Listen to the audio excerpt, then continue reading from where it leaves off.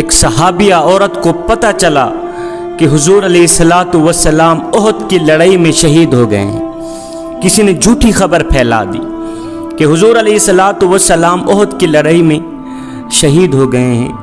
جب ایک صحابیہ عورت کو پتہ چلا تو صحابیہ عورت کے پاؤں تلے زمین نکل گئی۔ یہ جھوٹی خبر سنتے ہی یہ صحابیہ عورت بے قرار ہو کر، بے چین ہو کر گھر سے نکل پڑی۔ کہاں جا رہی ہے؟ احد کی طرف جا رہی ہے۔ یہ صحابیہ عورت بڑی ہی بے چینی سے، بڑی ہی بے قراری سے دوڑتی چلی جا رہی ہے۔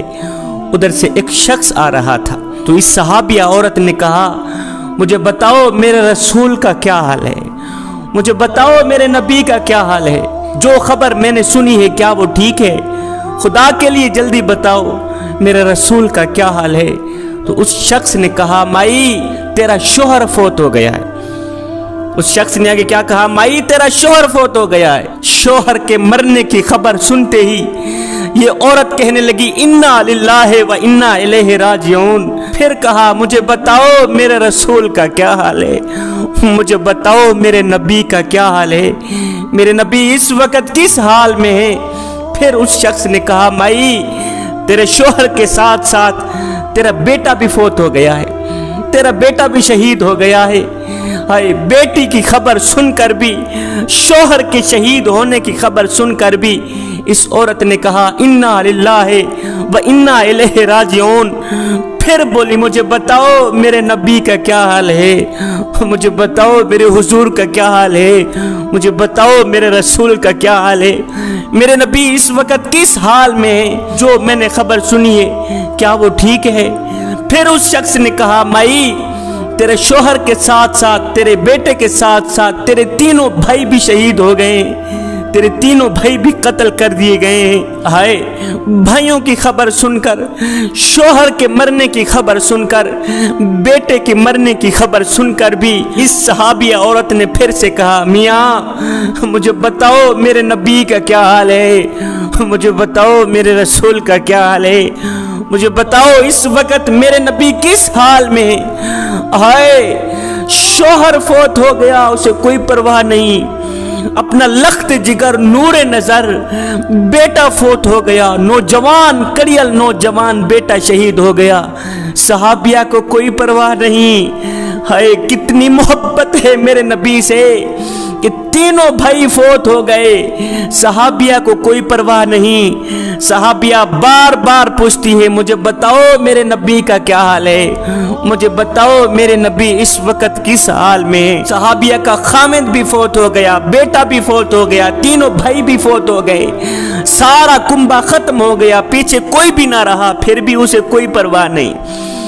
دوڑتی چلی جا رہی ہے احد کی طرف، دوڑتی چلی جا رہی ہے احد کی طرف، دیکھنا چاہتی ہے کہ میرے نبی کس حال میں ہیں۔ آخر میں آ کر کسی نے خبر دی کہ حضور زندہ ہیں، حضور کو کچھ نہیں ہوا۔ اس صحابیہ عورت نے کہا، جب تک میں اپنی آنکھوں سے نہیں دیکھ لیتی مجھے قرار نہیں ملے گا، جب تک میں اپنے نبی کو اپنی آنکھوں سے نہیں دیکھوں گی مجھے چین نہیں ملے گا۔ دوڑتی چلی جا رہی ہے احد کی طرف، دوڑتے دوڑتے اس نے دیکھا ادھر سے میرے حضور علیہ الصلوۃ والسلام آ رہے ہیں، کائنات کے نبی ادھر سے آ رہے ہیں، حضور سامنے آ رہے ہیں، حضور تشریف لا رہے ہیں۔ یہ صحابیہ عورت حضور کے قدموں پہ بیٹھ کے حضور کا کرتا مبارک پکڑ کے چوم کر کہتی ہے، حضور یا رسول اللہ، اگر آپ زندہ ہیں تو سارا جہان بھی چاہے کیوں نہ مٹ جائے مجھے کوئی پرواہ نہیں، آپ زندہ رہیں، سارا جہان کیوں نہ مٹ جائے مجھے کوئی پرواہ نہیں، آپ زندہ رہیں،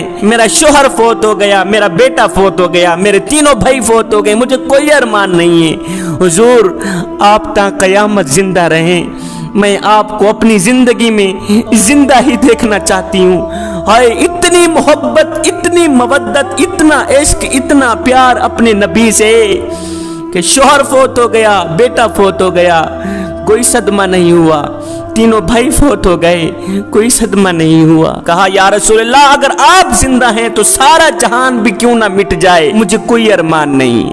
اتنی محبت تھی، اتنی مودت۔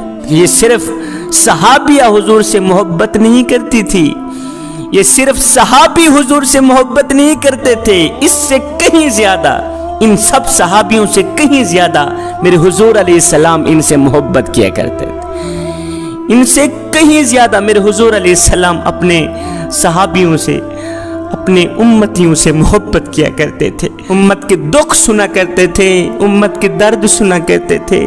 دروازے پہ کوئی بھی آتا خالی ہاتھ واپس نہیں جاتا تھا۔ مدینہ شریف میں ایک کملی سی عورت رہا کرتی تھی جسے ہم اپنی زبان میں پاگل کہتے ہیں، پاگل عورت رہا کرتی تھی، بڑھیا عورت تھی، پاگل تھی۔ وہ اتنی پاگل تھی کہ کوئی بھی اسے سلام کرنا گوارا نہیں کرتا تھا، وہ جس راستے پہ جاتی تھی لوگ وہ راستہ چھوڑ دیتے تھے۔